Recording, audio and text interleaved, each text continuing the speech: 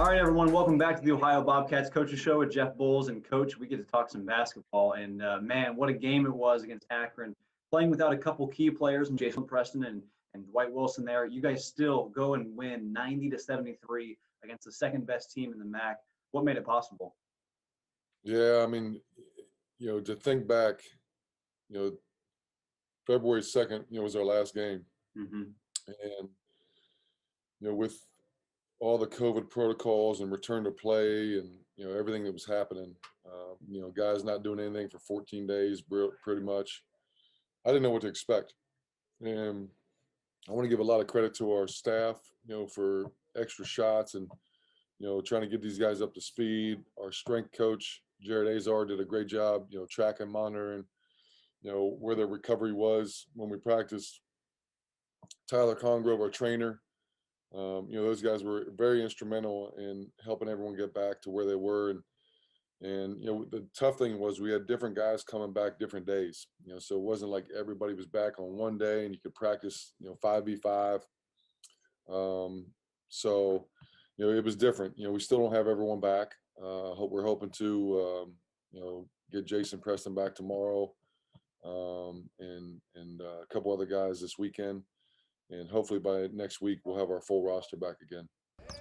What impressed you the most about the guys that stepped up and guys that we haven't really seen a whole lot this year? I mean, there was guys that came in and played a big game. Reifman had a good game. Jalen had a good game. You could go on and on. But what impressed you the most about those guys playing in those minutes? Yeah, if you look at Reifman, he's been through 2 quarantines. I mean, he hasn't played longer than most guys. And, our bench, I think, had 30 points. Yeah. And for those guys that come in that situation, Miles Brown hit 10 out of 12 free throws. Like you said, Reifman played really well. Jalen White really is the only one guy who hasn't had a chance or an opportunity this year. We didn't know what to expect with him. We knew he could make shots.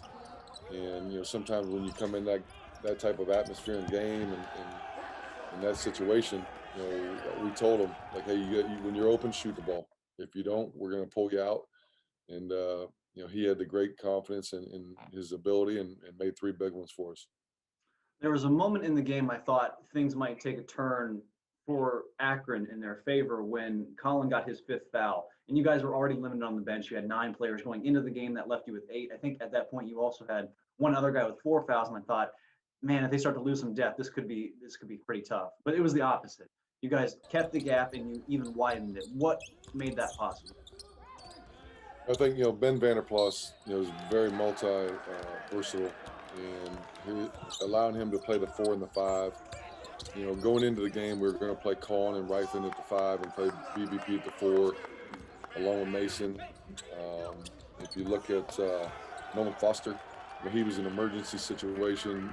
He hasn't played a game in probably, a couple months. He has not practiced, 5v5 contact. So we weren't planning on playing him. We played him the last 3 minutes to kind of give BBP a rest with having the Thursday-Saturday game. And I think with his versatility, he can guard a 5-man, and it's not like Akron had a back-to-the-basket center. So guarding on the other end wasn't as difficult as it may have been if they had a Dwight Wilson in there. One guy that really impressed me was Ben Roderick, 17 points. He had a tremendous and one play that he finished off somehow. Basket goes in, makes a free throw, and it was really a spark for a team that was already up by double digits. It felt like that fed into the momentum even more so. Just tell me a little bit about his game and the way he performed when he was kind of the go-to guy along with BBP.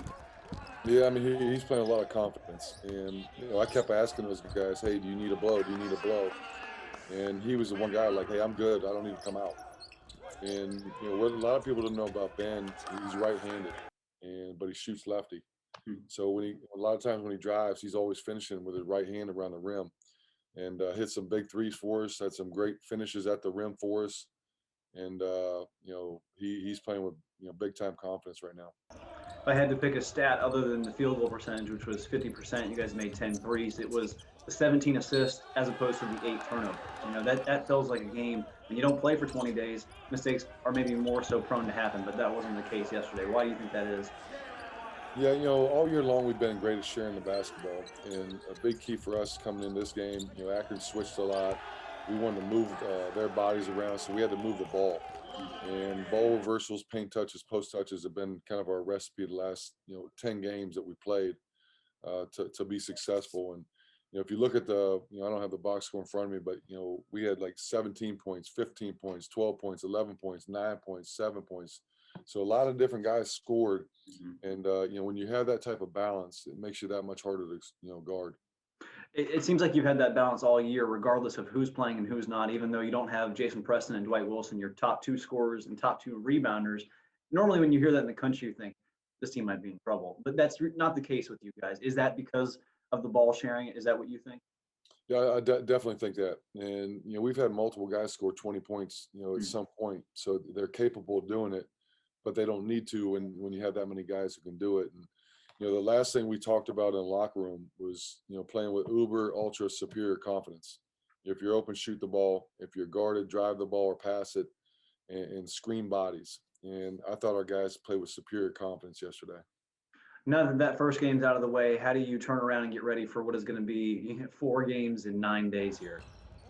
Yeah, I mean it's unfortunate that we have this quick a turnaround with having that long a layoff, but it's the hand that you're dealt, and you got to try to deal with it as much as possible. Having Jason coming back will help us, from a depth standpoint. Gives us another body, but you're really worried about today. The recovery.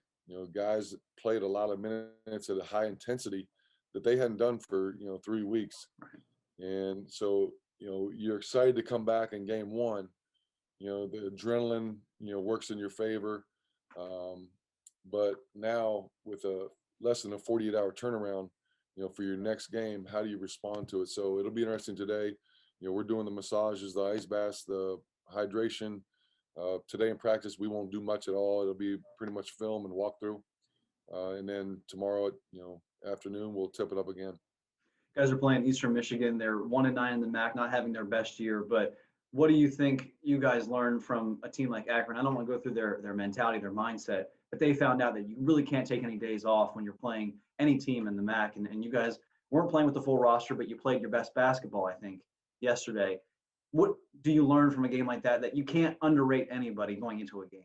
Yeah, and I always tell everyone, like, we're not going to out-town anyone. I'm not going to out-coach anybody. We have to have a faceless, nameless opponent every time you play. And when you have that mentality of doing what you're supposed to do when you're supposed to do it, no matter who you're playing, that's when good things happen. And I think that we have a mature group in that sense, that they understand that Eastern Michigan has 13 scholarships like we do, and they pose some issues that we haven't seen. They're going to play 40 minutes of zone. We haven't seen a lot of zone recently, so to not have that practice time to prepare for it, and you can't simulate their length. They're always one of the top steal teams in the country, even though they play zone, because they're so long and athletic. So we have to really watch film today and have the film session be our practice. That's got to be carryover. So it'll be interesting to see how we come out of that.